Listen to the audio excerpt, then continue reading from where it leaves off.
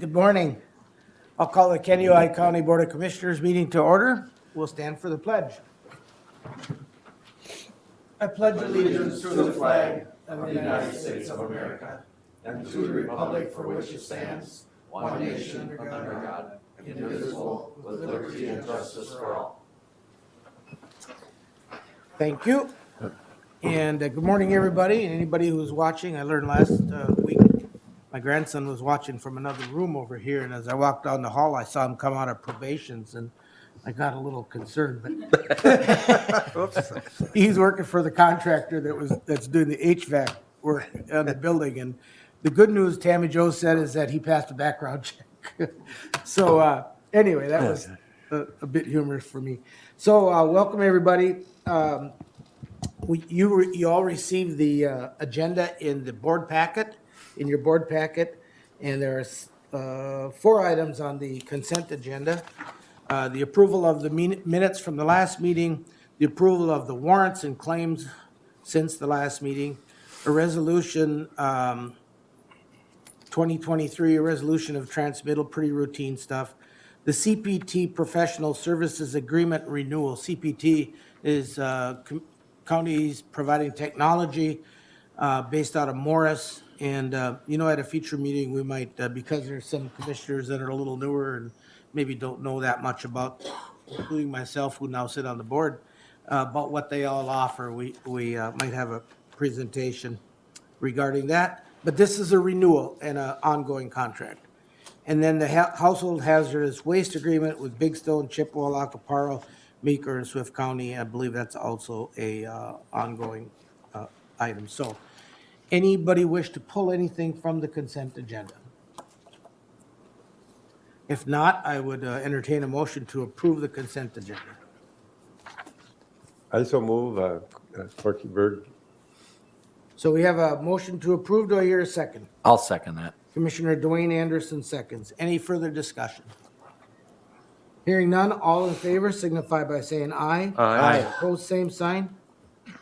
Motion carries. Thank you. We have several bid awards that, Mr. Odens, I believe you are going to be presenting.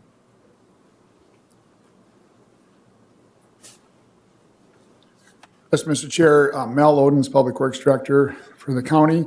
We've got 3 bid awards.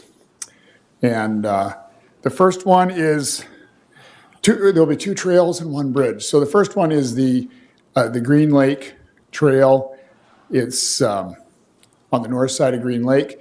I don't know do we want to maybe pop these up on the overhead just for...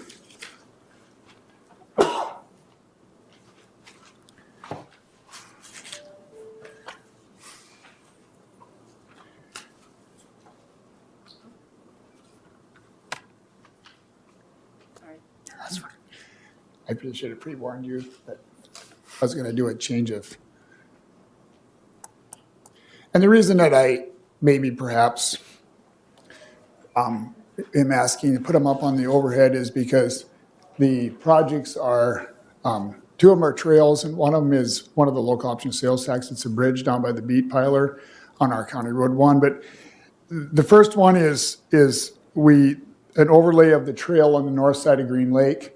It's a little over 4 miles. It goes from Highway 23 over to our Green Lake Park, our park number 5, formerly called. And it's an overlay, and we're doing ADA improvements and patching places of the sidewalk. So it's a much needed. It was built 20 years ago, and we're just doing the normal maintenance. So we had 2 bids received. Dunick Incorporated in Prindsburg was red low, and we reviewed all the documentations. It's staff's recommendation to award SP 34-090004 to Dunick Incorporated in the amount of $469,994.81. Do you have, it wasn't on the screen, do you have what the other bid was? I do. Do you want that? Sure. The other bid was from Central Specialties in the amount of $613,699.55. Thank you. So they were both within the range of acceptable bids through the state aid, so it's our recommendation. It checks all the boxes. All right, so you heard the recommendation regarding the Green Lake Trail and the bid. How do you wish to proceed? Mr. Chair, Dwayne Anderson, I move that we accept the bid from Dunick Incorporated for the amount of $469,994.81. So we have a motion. Do I hear a second? I'll second it. Commissioner Dale Anderson seconds. Any discussion? Now that is, I think some people have the impression that it goes all the way around the lake, but like on the east side of the lake, those trails. Next year. Yeah, and believe some, it's was next year. some of it done when we redid portions of road or? We did the northern half of the east side a few years ago, and we're going to do the southern half, I believe it's next year. Does that include that little section of township, or was that done? That was the piece that when we overlaid the road. Okay, We're going to be doing I think it's County Road 95, which is from the Bible camp north up through that great big retaining wall area, if you recognize that, and then it kind of comes down the hill and in the Lake Jesse area.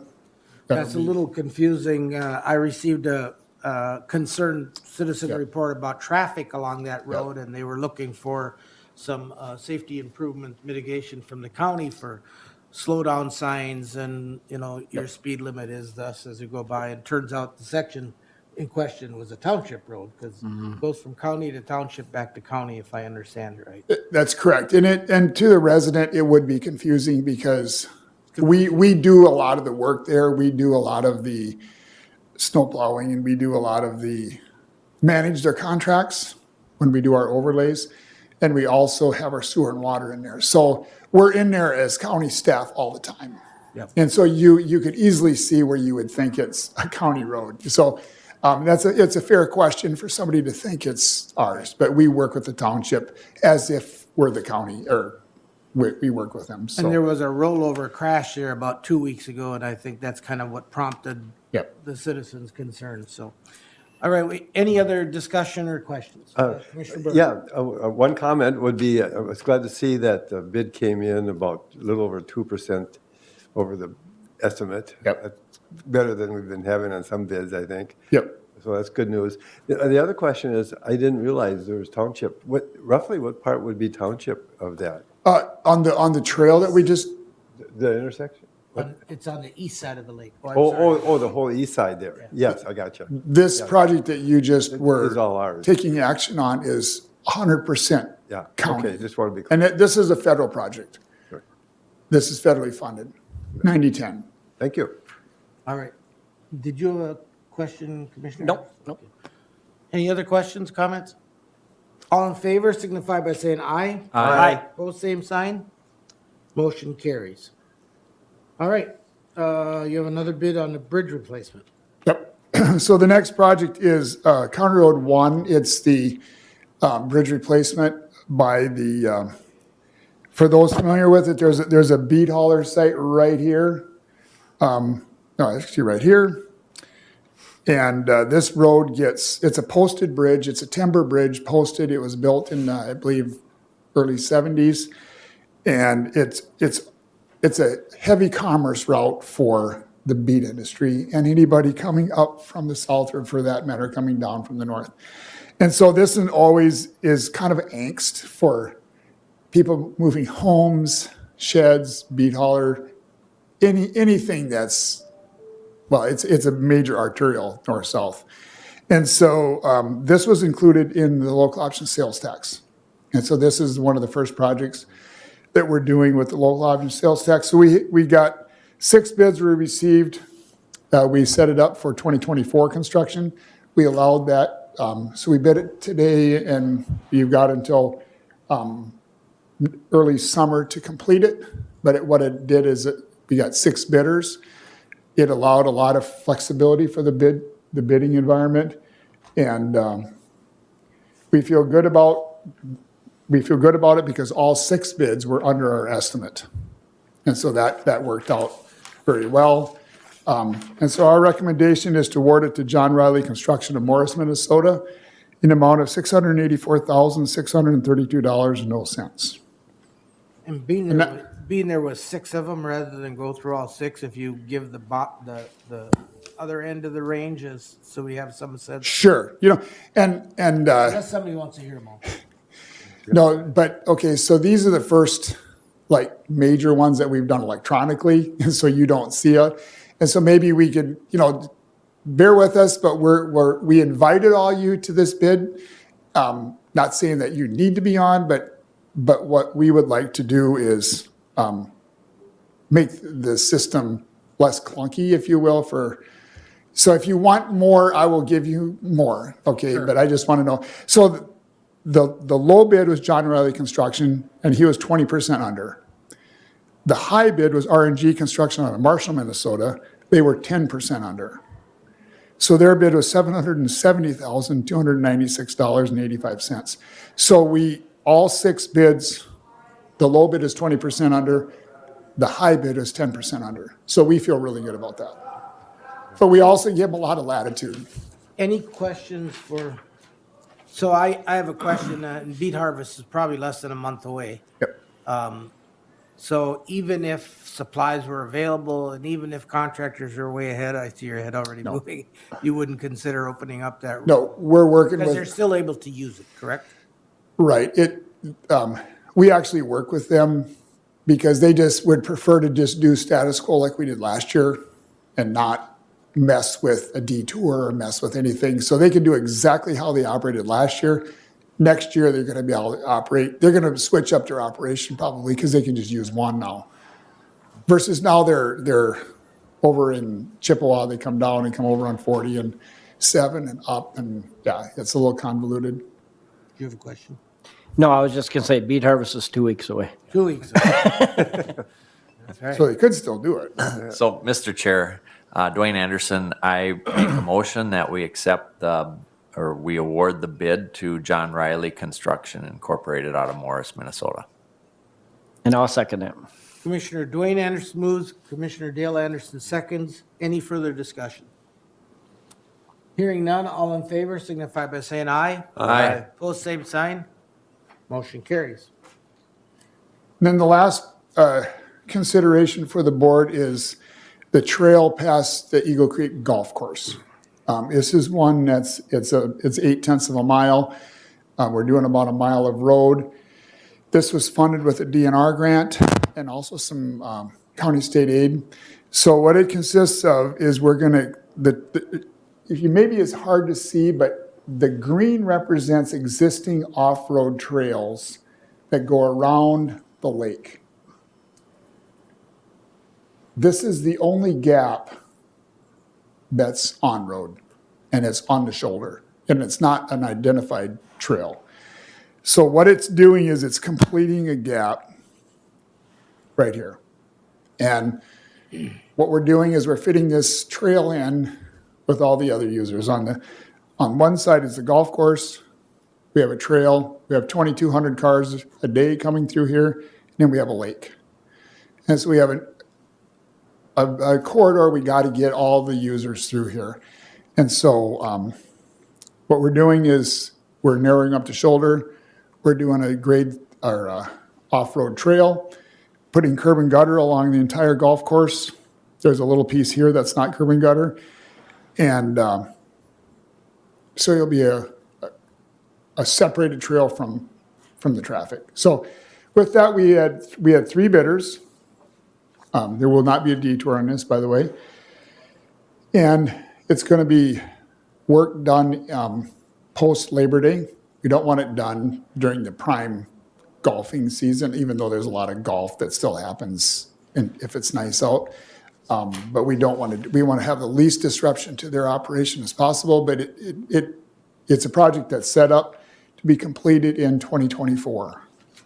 So with that being said, our recommendation is to award the bid SP 34-624-012 to Dunick Incorporated of Prindsburg in the amount of $713,155.35. And Mr. Chair, Yes. that is 6.99% over the estimate. So it's within the range of the plus minus.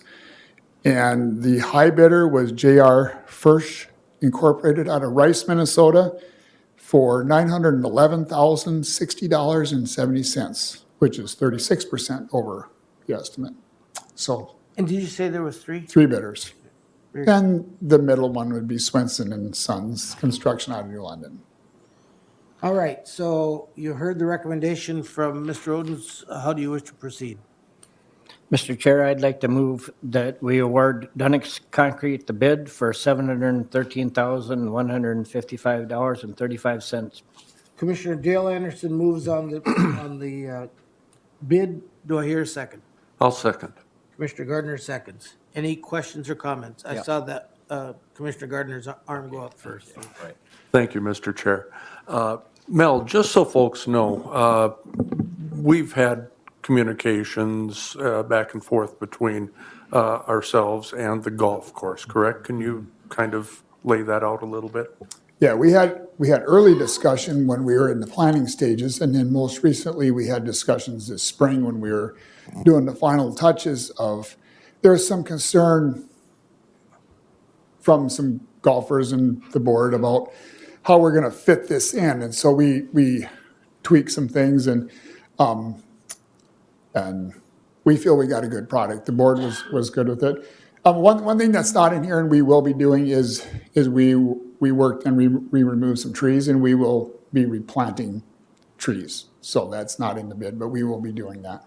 And on the first fairway there, there's a low area there. Are we doing something with that that is likely beneficial to the? Yeah, we're gonna, yep. One thing that you will notice is we're gonna extend curb and gutter all the way from Country Club Drive easterly to the clubhouse. Well, it's gonna go all the way up and over to the bridge, but the main part that you're gonna notice is along the first fairway. That's gonna all be curb and gutter with the trail on the backside of the curb.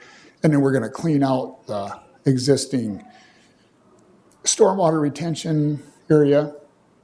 And And you're going to save the golf balls that you find for? Sell 'em. For our friend, former Commissioner Nissen. Offset costs. Give we'll them keep to a few Raleigh. sleeves to put them in so they look original. Good one. Thank you. Yep. Commissioner Dwayne Anderson. So my question is this one federally funded as well? No, it's not. This is a DNR grant. DNR? grant, Okay. county state aid. So one of the things that you probably might be a little surprised with it feels like just a trail project, but we had to move the crown of the road over to get it, because the crown was over here. We had to move the crown. So we're gonna be milling off 3 inches on the westerly piece all the way to the clubhouse. Okay. So we can scoot the crown over, okay, and get the trail in. And then from the clubhouse east, we're gonna do an 1.5-inch overlay. So we're gonna get the curb and gutter in, patch in our little shoulder and get the trail in. And then we're gonna overlay the entire thing with 1.5 inches all the way up to Business 71. Okay, and then what percent of that grant is the DNR? I mean, There's 250,000 was the DNR grant. okay, And I don't, all right. Thank you. What part of it, related question, what part of it was local, no, that's not local. no, this is not. So the road was due for an overlay in the next 3 to 5 years anyway. So that was we wanted to just be in and out with one fell swoop. And so we added the state aid for the road portion. So we don't want to make it sound like it's a really expensive trail. We just did it so that the whole curb appeal of the area doesn't look like a quilted pattern. Yep. Okay, thank you. Commissioner Dale. Yeah, I guess I just wanted to comment. I know we've heard some feedback on this project, and I just want to thank Mel for kind of taking time to relook at it and try and answer questions that people have had and try and tweak it a little bit, like you said, to make it a little bit not as, not as probably problematic for the golf course. So thanks a lot for your work on that. Anything else? Yes. Commissioner Berg. Yes, just a couple of things. Where you were talking about the trail and the change to the road, I would think, would I be correct in thinking that it's going to be a little bit safer as well with the curb and gutter and leveling it out a little bit more? Yeah, so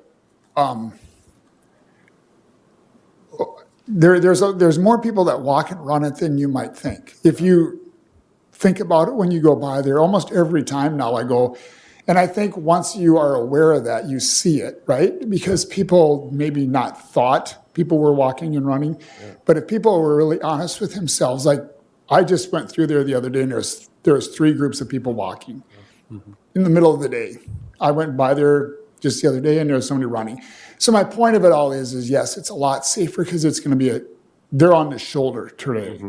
They're going to be behind a curb and gutter tomorrow. Good, great. And may I follow up, Mr. Chair? Thank you. Also, I had an opportunity to log into one of the digital bids and went really well. So I just want to thank you for the invitation for that. And it doesn't take long to log in and log out. They go pretty fast, quite smooth. Yeah, and don't feel like obligated just because we invite you, but it is, if you're interested, you can just see how the whole electronic process goes.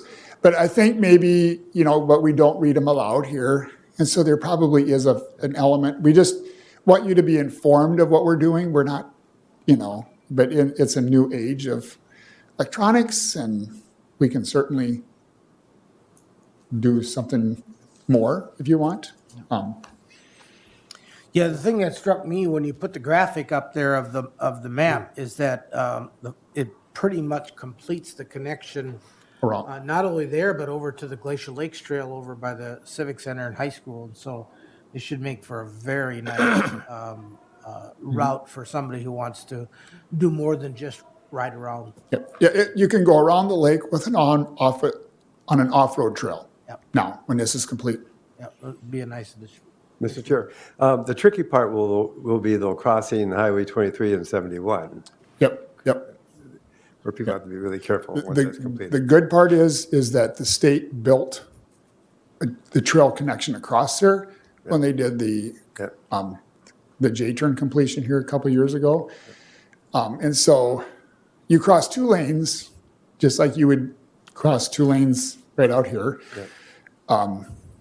Other than it's going a little So you faster. have to be careful, yeah. Yeah, And then you have a wide median. You're not just a narrow, like 6-foot median. You're 100 feet, and then you cross 2 more lanes. So I mean, it is, and it's a defined trail route versus a road route. It's an off-road crossing of the median. yeah. To that point, bikers and pedestrians seem to forget that they're 1/10 or 1/100th the weight of a car, and especially pedestrians, they're become accustomed to yield to the right of way of the pedestrian when in the crosswalk. Well, that's when they're in the crosswalk. You don't just step out in front of a car, and so it's going to be important that they pay attention to that crossing, especially. So. All right, well, great news about the completion of that. So all in favor signify by saying aye. Aye. Opposed, same sign. Motion carries.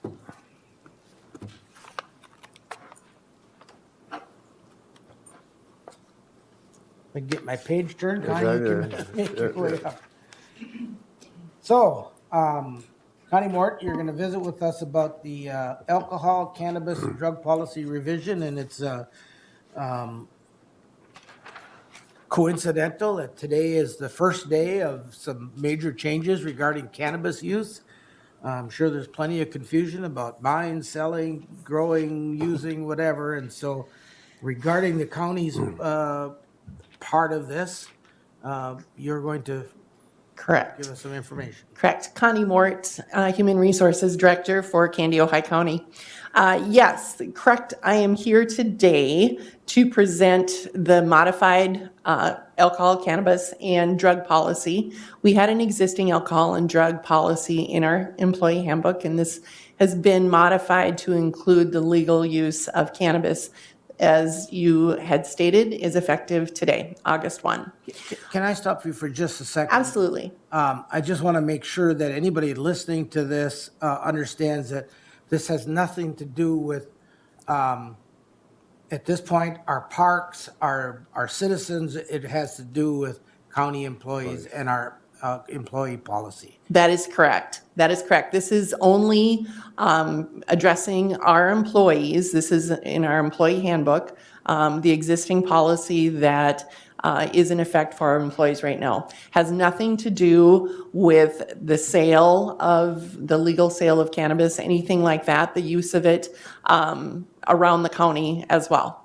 Those are things that will be addressed outside of my purview. So this is just going to be effective for our employees. Now, basically, in a nutshell, excuse me, you received the updated policy in your packets, and that's available also for anyone to review. This is going to be, in a nutshell, the same treatment as alcohol would be, because now cannabis is legal. Now, that being said, we would follow the same rules as we would with alcohol use.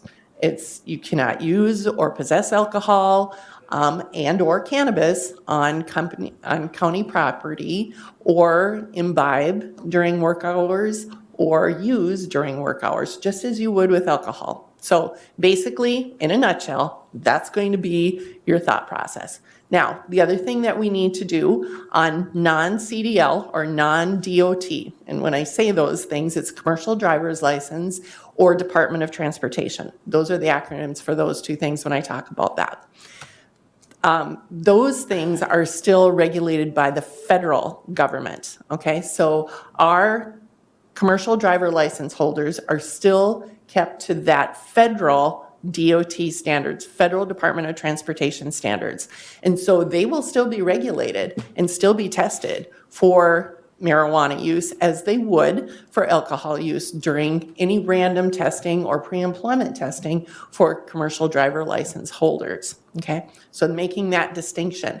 Otherwise, all pre-employment drug testing, any reasonable suspicion testing, that kind of thing, the pre-employment test specifically will now not have testing for marijuana or cannabis in it, as the alcohol piece of it is not in there either. Now, that is just for our non-DOT pre-employment tests. Okay? Make sense? Absolutely. Okay. That's pretty much it as far as a change. That's what's going to address our employment. So one of the questions that I would have is, and, you know, maybe Mr. Odens or somebody from the auditor's office or Attorney Baker's office, are our employees fully aware of all the new, are we making it easy for them to understand their responsibilities regarding the new policy? And that's something that's a really good point. And I'm hopeful that today, you know, making these distinctions, that will be going forward with those distinctions as well to the employees themselves. And we certainly, you know, could do that, make that effective, you know, with our employee newsletter, you know, communicate it that way to our employees as well, so that they will have these thought processes. And like I said, just to make it clear and make it, you know, really fairly simple. And it's not a simple thing that we're talking about, because this has been a long time coming.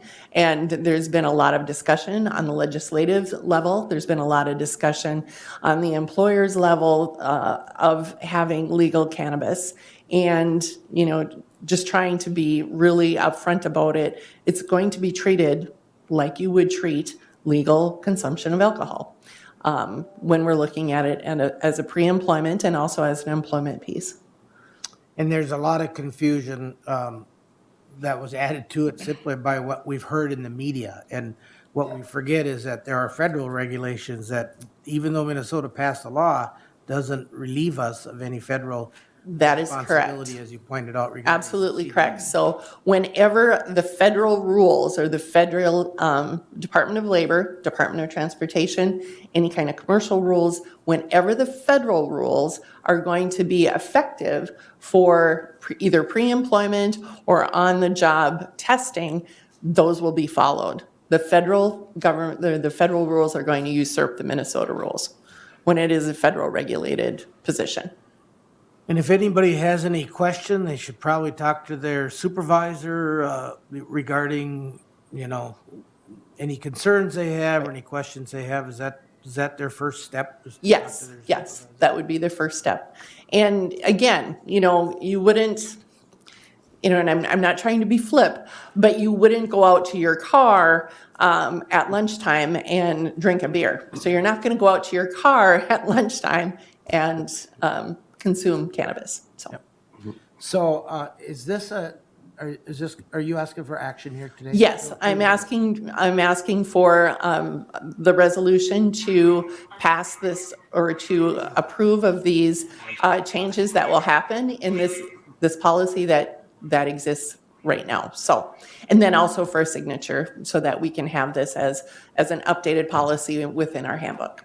So I apologize to the board for getting ahead of my skis a little on this. So I would entertain a motion to accept this policy, amended policy from Ms. Martin. Also move. Commissioner Gardner moves on the updated policy. Do I hear a second? Mr. Chair, I'll second that Commissioner motion. Berg seconds, and I think there's some more comments or discussion. Go ahead, Dwayne. I think- Okay. Did you have one too? Yeah, so my comment is just, we aren't necessarily agreeing to this, you know what I'm saying? But we also have to be in compliance with state as well as federal law, which kind of can get kind of muddy.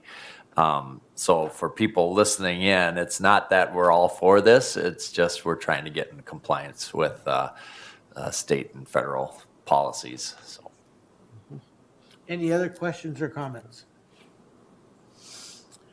Hearing none, all in favor signify by saying aye. Aye. Opposed, same sign.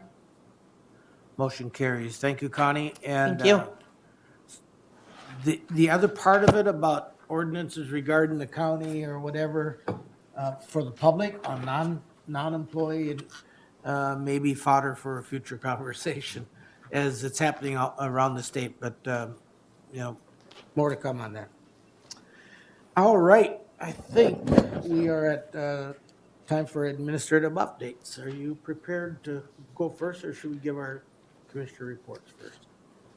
I can go first. Really, the last couple weeks, I've really been working on the 2024 budget with staff, meeting with department heads, working through different scenario solutions. Lots of meetings with department heads and staff, so I really appreciate them taking their time. I've been meeting with Caroline Kahn, our new Health and Human Services Director, a lot, getting her up to speed on some of the cases, the processes, the staffing, employment, things like that. And so that's taken up a lot of my time. And then, like I said, just working with the budget. I met with the chair and the vice chair. We'll have our budget presentation on the 15th. And so hopefully that will go smoothly, that we will be ready for the preliminary budget to be set in September. And then just to let you know that I'll be speaking at the County Government 201 on Thursday in St. Cloud with a Clay County Commissioner on building relationships within county government. So, and I know Commissioner Dale Anderson will be there as well. So that'll be a good way to have Candy Ohio County representing with AMC. Other than that, I don't have anything, and unless someone has something for me. All right, Commissioner Gardner. Thank you, Mr. Chair. Busy week, especially last week. We were, most of us were able to go on the West Central Mental Health Housing tour. We were able to go in and take a look at a couple of residences. I was not aware of the type of build that each of those facilities had. And it made me wonder if that type of housing could in some way be replicated in a cost-effective manner for affordable and first-time ownership. So, you know, hopefully those were built quite some time ago, but they're relatively simple structures. So hopefully, you know, we'll be able to maybe take a look at some plans or something, get that priced out, and just see what it would look like in today's market, because it might be an option on down the road for entry-level starter home ownership. I covered the couple of meetings for Roger and for Dwayne, who were off at the NACO conference. I covered the CPT meeting for Roger over in Morris. Talked primarily about the types of software that they make available, and looking to, I don't know if they're looking to expand into other counties, but certainly working to provide all the different technologies that we rely on at the county. A lot of software, for example, for our tax department, assessing, I believe HR software as well. So they're quite involved, and it's a necessary thing for us to partner with them, quite frankly. The budget meeting was referenced already. Our EDC Joint Powers Board meeting was a good, if long, meeting. And hopefully we'll do something different with that. Yesterday I had a AMC board orientation as the alternate for our district. It was my first introduction to what the board is and does, and there'll be more information coming down later. Last Thursday I had a neat thing. AIM, which is Advocacy and Inclusion Matter, had asked me some time ago to participate in a civil rights awareness workshop. This comes out because a number of the consumers that they work with would like to get involved in advocacy at the state and local levels. And so they want to know how things work. What's the role of the county? What does a commissioner do? And so I was able to present last week, a small crowd, but nonetheless, it was quite enjoyable. And they also have one coming up this next month with Senator Lang, and then another with city officials in late September. And I do want to mention that they will have their town hall forum and annual meeting on Thursday, November 16th, and that will be at the Barn Theater. And we are all welcome to attend if we would like. I will have a comment maybe towards the end. I don't want to take up everybody else's time regarding the cannabis, and just some thoughts as to what we should or maybe shouldn't be doing. So, a question about that AIM organization, is that a local organization, or is it a local chapter of a state organization? Or Yep, it's a local chapter. I believe this is actually a nationwide organization. Okay. All right. Dwayne, you want to go next? Yep, sure. So I went to the NACO conference, and then I did miss, I think it ended up being 2 meetings. One, I think, was the Drug Free Coalition one that Commissioner Gardner sat in for me, and I thank him for that. The other one was the Armors meeting.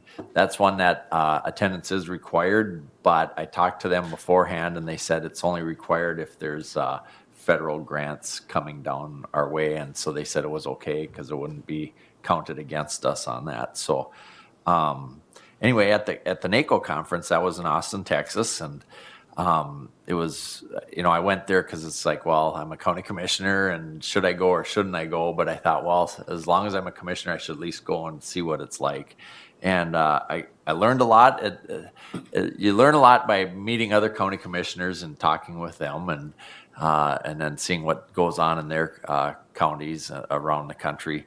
And one of the conferences I went to was a telecom and technology committee, and it's basically dealing with high-speed internet. And as I'm sitting there listening to what's all going on and how people are trying to figure things out, I think Candioi County is really on top of things. And I think we got a really good team of people that are working on getting us high-speed internet. And I know we have a lot of challenges and ours are mainly just getting funding to help, move our projects forward. But other counties around the country, there was one county in California where they live in probably one of the more beautiful places, in this country, if not in the world. But their issue is they cannot get anybody that even wants to touch their county, and it's because it's so rocky that they can't get anybody to put in fiber optic because you literally can't. It's on rock, and so that was interesting take. And so even though we have a lot of challenges with that, ours is relatively simple compared to what their challenges are, and it also goes as far as like people that have counties in, like, say, the Rocky Mountains and stuff, that they have a lot more challenges than we have. Another committee I was at was a GIS committee, and that was dealing with mapping and county maps and how to work through all that. And the interesting part for me was they got into drone discussion and what type of drones to use and the type of information you can gather out of drones, and it's getting really good. The issue with that is you got to have trained people running it so that they literally have to, after they fly an area and have it all programmed to fly that area, when they download it onto their computer and have the computer process it, they said they literally put it in at the end of the day, and they come back the next morning and check to see if it's processed yet or not, because they said it takes a lot of time because there's so much information and that those drones can gather now. And then another one committee, or it was a seminar I went to, was on leadership, and those were kind of the most interesting ones for me. Thank you. And I just remind you, we're pretty early today, so don't feel like you need to rush through your reports or leave something out in the interest of time. So, Corky, I'll have you go next. Yes, thank you, Mr. Chair. I'll also like to thank Commissioner Anderson and Commissioner Emdek for going to NACO. That's quite a commitment to take out of your lives to go there and attend those meetings, and it's so important that we are a part of that. I did have a quick question, as long as we have time. Where is the next one going to be? The next one's going to be in Florida next year. It'll be Tampa Bay, actually. Another warm place, Yeah. or cool place, yeah, right. Okay, well, very interesting. I've had a few committee meetings. We had the Prairie Lakes Youth Program meeting, and it was a very productive meeting. I won't go into any detail at this point, but there's a couple of the programs that financially have been really struggling for still some time, but the good news, the 3 other programs are doing fairly well. And so we're looking at making some significant changes there, but it's too early to really report on it at this point. But it's been a very good meeting, and we got some, Holly Booth does an excellent job leading that program. We all, for everybody's information, we all attended the Road and Bridge meeting after our last board meeting, but no sense of reporting on that since it was live streamed. So.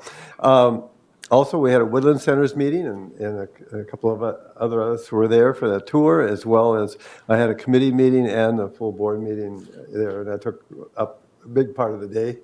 A lot going on at Woodland Centers. They have a lot of different programs and working with all the different counties. So it's a very good program, and they're doing very well, but nothing specific to report on there. As I said, I sat in on the Zooms for the bids with Public Works, and that was very, very well done, very interesting. I also attended the DAC board meeting with some other county commissioners here, and all but 2 papers is the kind of stuff we covered at the meeting. So more nuts and bolts type of things, other than to give any details of what took place at that meeting. But it was a very good meeting, but they are very long meetings, so. Otherwise, that's all I have to report at this point. Thank you. Commissioner Anderson, Dale Anderson. I guess the one thing was the West Central Housing, like Steve said, it was really interesting to see the housing and see how the people were so proud of what they had, that we got to go into their houses and see how their houses were made. And I thought it was really great. They have a big backyard in them, and every place we stopped, they always said, well, you got to look at my big backyard. And they were so proud of that area that they had that they could spend in the backyard. So it was kind of fun to visit with those people and see how those houses. Totally agree with Steve. I think it was a very simple but yet very functional house that is built that doesn't take up a lot of area on a lot and could be a great option to maybe look at for future things. We met with Chippewa Watershed. The meeting actually got canceled, but Margaret wanted to meet. We have a huge one plan that we have to decide on at our next meeting. We actually have to approve the whole thing. So we spent a good part of a morning going through that plan with her just locally here, and didn't really find anything wrong with it. It's a very important thing, these one plans for these watersheds, because it is the funding that's going to be looked at for at least for the next 5 years, and what projects can and can't be done. And I guess for me as a new person, I didn't realize how important them plans are going to actually be. So it was very interesting to go through it with her locally and look at what projects we have in our county that are things that needed to be added into that plan to make sure we have funding coming to look at those projects. So it was really a good thing to do it on a local level like that and see what things locally we needed to do. Them were the only two big things I had for my couple weeks. Thank you. So I too would like to thank Steve for sitting in for me at CPT so that I could go to I was still at the NACO conference, but I also wanted to thank Public Works. I've received a couple comments about, so there was a lot of storm damage, trees mostly up in the New London, northern part of the county area, not just New London, but it seemed to start at about the interchange at Highway 23 and 9, because where I live, there was almost no damage, but as soon as I turned onto Main Street, you started to see it. The west edge of New London near the bus barn really got hammered pretty good. But also out at the parks, James Lake Park, Norway Lake, Little Norway. And so I've had several people express their appreciation for Public Works assistance. So please pass that on to your staff. After the last meeting, Commissioner Gardner and I were on the open mic show. And so I forget what we talked about, but we covered a lot of ground, and JP Cola does a pretty nice job of leading those discussions, and it was good. I had a call from, we have a state auditor. I think it was the first time we did an audit that isn't done by the state, right? And so they had some requirements to check with participants that we really did the audit, and I thought it was just going to be a phone call and say, were you there? And I say, yeah, I was, and then we'd be done. But we spent about a half an hour asking questions, and I don't recall what they were, but he was satisfied with the responses, so it all went well. And then NACO, I'll echo what Commissioner Anderson said. You know, I think all of you know Ramsey County Commissioner Mary Jo McGuire. Her and I were in the same new Commissioner 101 class and met and became friends there. And pretty unique that we have both, she is both the Minnesota president and the NACO president this time. There was a great turnout of Minnesotans there, and they wanted us all up on the stage. The Austin Convention Center was a little nervous whether that stage could handle 100 people going up there for her acceptance. And I'm looking at Ralph Dickerson's red shirt over there, and that's all you saw looking at that stage was red, because Mary Jo loves to wear red, and they encourage us all to wear red in the pictures. But there was a ton of information. I mean, my first day was on the Economic Development and Workforce Committee. It was off-site at the Austin Community College, which was a remarkable transformation of a mall that was like so many malls across the United States, just going south.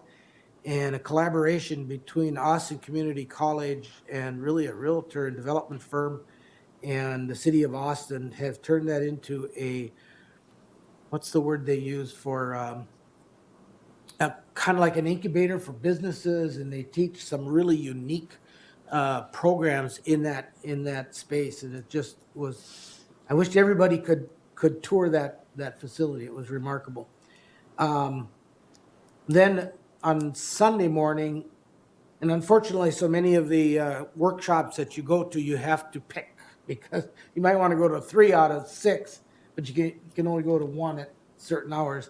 The one I chose to go to had presenters from, going back to the economic and workforce development, there was quite a bit of discussion about Airbnbs. Short-term rentals is really the term, because it's more, Airbnb is just one of the firms that is in that business. But on Sunday morning, at one of the workshops, we had a presenter from the National Telecommunications Office, the Department of Energy, and Environmental Protection Agency. And it struck me that there is so many resources out there for counties across the United States to take advantage of.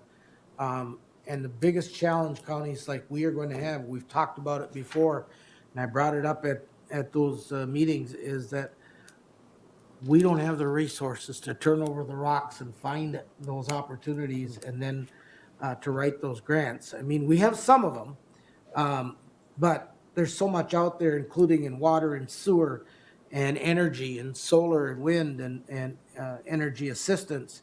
And broadband, I felt we were pretty well covered because, as you said, Dwayne, I feel like we're kind of ahead of the curve on that, but some counties are just getting started. So there was a lot of good information there. Texas was hot, 102 or 103 every day. They whined about the humidity, but I think last Thursday it was hotter here at 96 than it was there. The day we left was on the 25th or 26th? Yeah, 25th. It hit 109 in my minivan. It showed it was 109 degrees Yeah. out. So.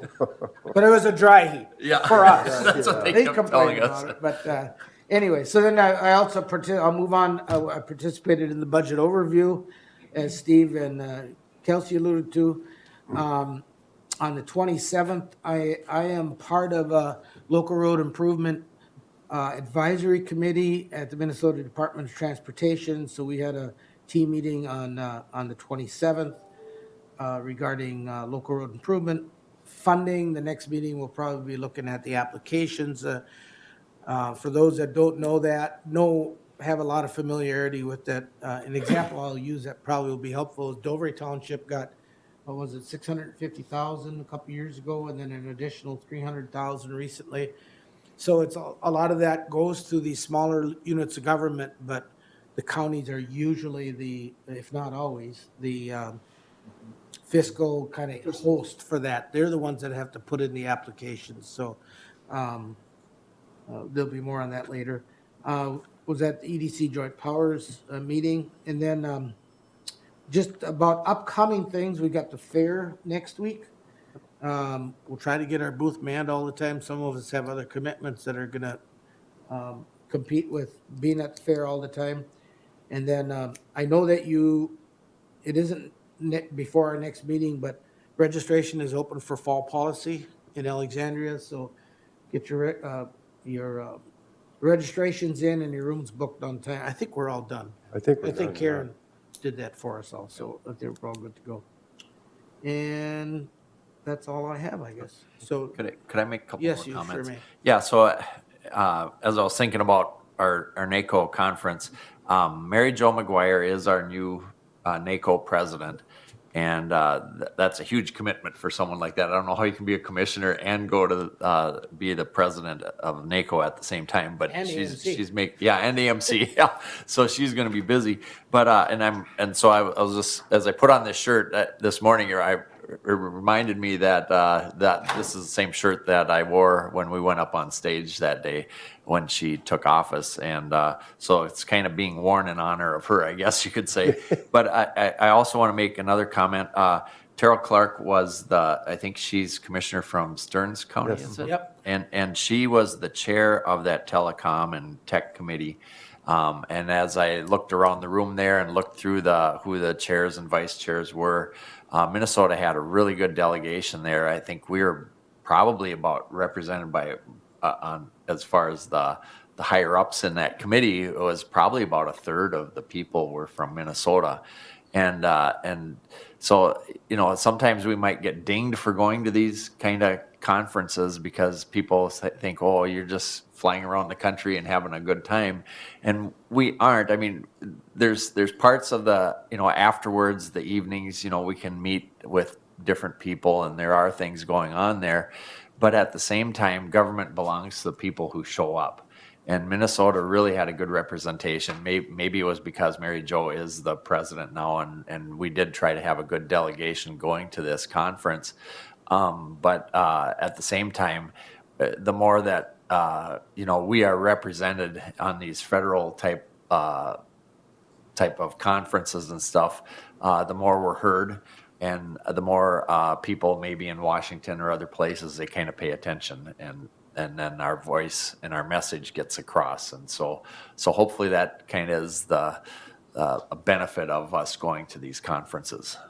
Yeah, I wouldn't have said it any different, and especially now. I mean, with the funding that is coming down from the IIJA and the Inflation Reduction Act, there are so many opportunities.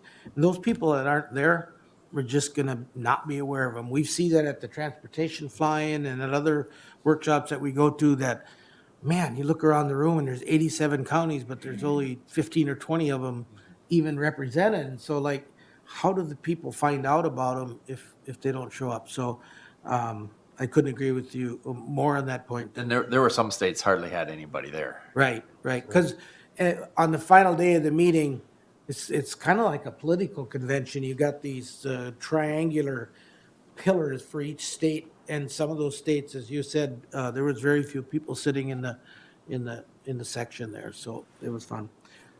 Commissioner Gardner, you had something you wanted to add on. I did, thank you, Mr. Chair. So it was mentioned earlier that today is the first day for legal adult use cannabis in the state of Minnesota.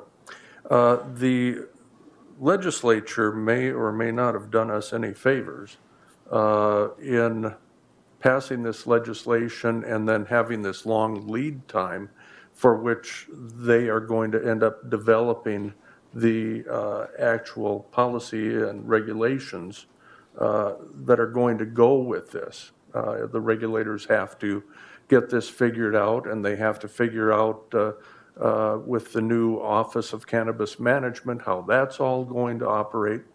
In the meantime, we're kind of stuck in this netherworld where we have so much uncertainty about how we should be proceeding. Now, I know that there are some local units of government that are passing moratoriums until they get more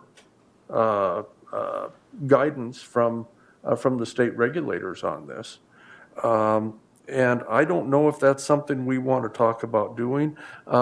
This is, my first concern is, for example, what are we doing on for use on county property by non-employees? So for example, our county parks, our trails, that sort of thing. To me, where there are children present, I have a real hard time with somebody smoking or vaping the product. I'm gonna just interject here that we should probably have something on the agenda in which, is a little bit more formal in this regard, because it's going to be difficult for any of us to comment on this without perhaps providing an opinion or Sure. a persuasive point. And so, Yep, and what I'm doing is just leading up to, these were my thoughts that led to my emailing the yourself and the administrator, the sheriff and the county attorney on this, to just kind of start the conversation about, are there things we can do? Are there things we should do? Or are there things that we should just avoid? So I think it is a more formal conversation to be had, and I would like us to find a way to work in that if the five of us meet as a work group, or we decide we want other input, but let's start somewhere. I see some counties already have some policy in place. Stearns County has an ordinance, and so, and others do too, so. Yeah. I'm assuming that AMC, MAXA, your groups are all addressing the same issue as well, and looking at it from a... We kind of throw up our hands at the AMC because, Oh, okay. the thoughts are all over the board, and most of it Yeah. is driven by statute rather than, Right. but they've given some autonomy to the And we got to to the address the cities statute because first, that's like, right? yeah, exactly, so, Yep. and, right, so. All right, anything else? If not, we stand adjourned. And now,